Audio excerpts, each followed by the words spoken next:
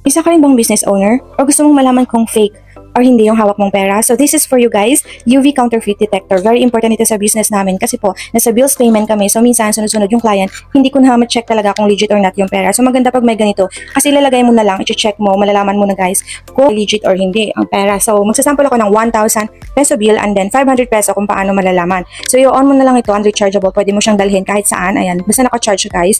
Magagamit mo talaga siya pang matagalan. And then eto, magsasample nga ako ng pera. Malalaman nyo na okay yung 1,000 pag umiilaw yan. And then pag sa likod naman, makikita nyo na umiilaw yung may parang picture siya na palatandaan dyan. Yan yung palatandaan na okay yung 1,000 or legit yun siya. Sa 500 peso bill, medyo hindi nyo lang siya clear dito guys. Sa video ko gawa nga nung sa ring light ko po yan siya na effect.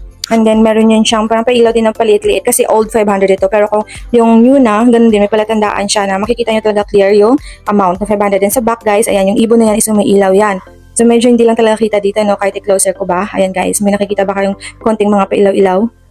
So, napakadali nitong gamitin at mabilisan din, lalo na kung sunod-sunod yung mga client nyo walk-in. So, kung gusto nyo nito, ilalagay ko yung link dyan sa comment section. Add to cart na!